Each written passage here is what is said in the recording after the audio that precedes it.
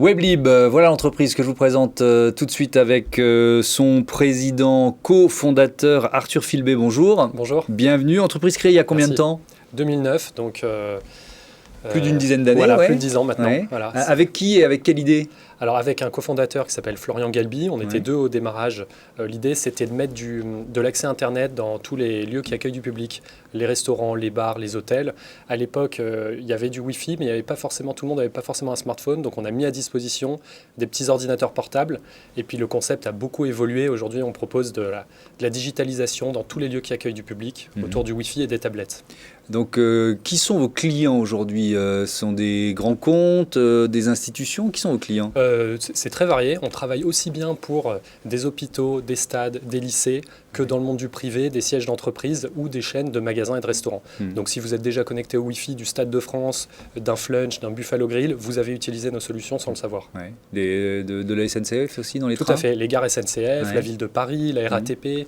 Donc on a beaucoup de très beaux clients institutionnels qui proposent du Wi-Fi au public et nos solutions permettent de le faire de façon sécurisée. Est-ce que c'est le même défi technologique à chaque fois ou est-ce que finalement à chaque client sa solution sur mesure, quoi ? Ouais, alors on a un socle technologique qui est unique, mais Ouais. une solution qui s'adapte, mais qui est particulièrement adaptée pour les sites à fort trafic. Donc nous, on va être très bon au Stade de France, par exemple, quand il faut connecter un soir de match 20 000 personnes en même temps. Ouais. C'est des technologies particulières que nous, on maîtrise et qu'assez peu d'acteurs maîtrisent sur le marché. Donc c'est ça notre point fort sur le Wi-Fi, en tout Ouais, cas. parce qu'il y a des pics avant le match, à la mi-temps. Exactement. Voilà, Les gens ont envie de partager les bonnes émotions, les photos, etc. Ça prend beaucoup de bandes passantes, il y a de la technique qui rentre en jeu là-dedans. Et c'est pas la même chose de fournir le Wi-Fi pour le restaurant du coin qu'un stade, une salle de concert. Ouais.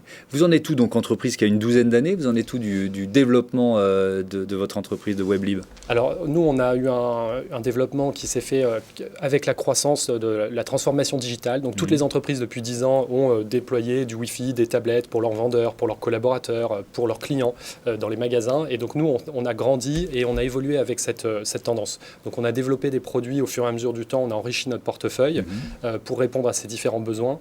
Et on a une étape majeure qui était le rachat d'Ucopia, donc une boîte qu'on a racheté il y a bientôt 2 ans maintenant. Alors c'est quoi Ucopia ? Alors Ucopia, c'était un autre éditeur logiciel français spécialisé dans le Wi-Fi et qui nous a justement amené cette brique technologique sur le Wi-Fi, ce qu'on appelle haute densité. Donc c'est ces fameux lieux, stades, aéroports, salles de concert et autres, pour venir renforcer notre portefeuille. C'était un défi, ça. Ucopia, vous me l'avez dit juste avant que l'interview démarre, il était plus grosse que vous, donc sacré défi. Comment vous l'avez relevé ? Alors c'était compliqué. En effet, on a des partenaires déjà qui nous ont aidés, qui nous ont soutenus. Donc nos banquiers, BPI France, nos actionnaires, StarQuest, évidemment, qui nous ont soutenus dans ce projet, qui voyaient bien la pertinence industrielle. Donc vous n'êtes pas passé par une levée de fonds pour cette croissance externe ? Non, ça a été des partenaires banquiers principalement qui nous ont permis de faire cette opération. Et donc pour nous, ce qu'on voulait, c'était cette techno. C'était aussi un réseau de revendeurs qui avait été développé par l'entreprise Ucopia depuis des années. Ça a été challenging, d'autant plus qu'en temps de Covid, intégrer des équipes, faire se rencontrer les gens, par définition, c'était compliqué. Mais avec du boulot, on y est arrivé. Oui, parce que c'est ça, le rachat a eu lieu fin 2019, début de 2020. Justement, cette année Covid, on le dit souvent ici, ça a été une année de numérisation ou de digitalisation accélérée. Donc ça veut dire quoi ? Ça veut dire plus de retombées pour vous ? Comment ça s'est passé ? Alors, il y a eu du plus et du moins, comme pour beaucoup d'entreprises. On ne se plaint pas, clairement. On a beaucoup travaillé parce que le digital est devenu d'autant plus important, mais on a des clients qui sont les restaurateurs, forcément, qui ont été très touchés. Les stades aussi. Les stades, les salles de concert. Donc, parmi nos meilleurs clients, on avait des entreprises qui étaient fermées, qui étaient à l'arrêt. Donc ça, on l'a pris en compte et on a eu évidemment, ça a freiné de ce côté-là. Mais par ailleurs, on équipe des sièges d'entreprise, on équipe tout un tas d'autres acteurs qui ont eu besoin de se digitaliser, qui ont fait appel à nous. Donc je dirais que dans l'ensemble, on s'en est bien tiré vu le contexte. Ouais. Alors justement, vous parliez de la restauration. Vous êtes en train de lancer un nouveau produit à destination de ce secteur d'activité. C'est quoi ? Oui, absolument. Ça s'appelle Order It. C'est de l'anglais, mais l'idée, c'est de permettre à un client qui rentre dans un restaurant, en se connectant au Wi-Fi, de passer commande et de payer directement. Donc, plus besoin de passer par un serveur pour passer sa commande, ni besoin d'un TPE à la fin pour payer. Donc, on gagne en rapidité, en efficacité, et le tout se fait via le portail Wi-Fi du restaurant. restaurant, donc pas besoin de télécharger une application. Et ce qui est intéressant, c'est que cette idée, nous, on l'a eu avant le Covid. Donc le Covid a évidemment accéléré ce besoin de numériser le parcours du client dans le restaurant, mais nous, on était déjà sur les starting blocks. Oui, et ça prend combien de temps, tiens, de lancer une nouvelle offre, un nouveau produit comme celui-là? Alors nous, sur la partie techno, le développement du produit, de la technologie, c'est allé assez vite parce qu'on a des très bons développeurs en interne. Et donc, je dirais qu'en l'espace de 6 mois, on a fait un début, un embryon de produit. Ce qui nous a freiné, évidemment, c'est que nos amis restaurateurs n'étaient pas très disponibles pour innover. Ils avaient autre chose à penser. Donc là, on est dans la phase vraiment de lancement et de commercialisation.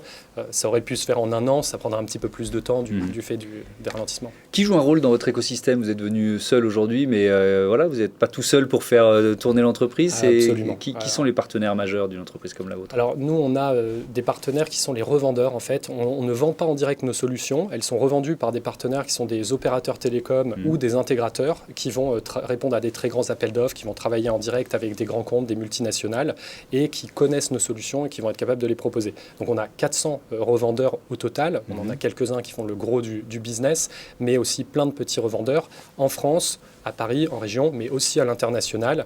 Et donc, c'est des entreprises qui vont de SFR, Orange, Alcatel, en passant par des intégrateurs locaux que vous ne connaîtrez pas, mais qui sont tous très importants pour nous, puisqu'ils sont nos représentants. Oui, ils portent votre technologie et votre offre. Voilà, ils la maîtrisent. Nous, on les forme, on les tient au courant quand on fait évoluer les solutions, mais c'est vraiment eux qui font le dernier kilomètre. Pour terminer, une autre opération de croissance externe dans les tuyaux, c'est ça? Voilà, on y travaille. Nous, on a un développement qui passe aussi bien par le développement de nouveaux produits et la croissance organique que par la croissance externe. On a fait 2 opérations, dont Ucopia, il y a un peu moins de 2 ans. Et là, on discute avec quelques entreprises et on espère continuer de grandir et doubler de taille grâce à notre prochaine opération. Via une levée de fonds cette fois-ci? On va essayer de lever le moins possible pour rester quand même maître à bord. Oui. Donc, nos partenaires bancaires sont informés, nous suivent. Mais si besoin, je crois que nos actionnaires sont aussi pour nous accompagner dans le projet. Merci Arthur Filbé, c'était WebLib dans Écosystème. Fin de cette émission, vous pouvez vous aussi y participer, vous connaissez l'adresse? Non? Eh ben, je vous la donne, c'est demain@apm.media, demain@apm.media. On vous attend dans notre écosystème. Salut à toutes et à tous.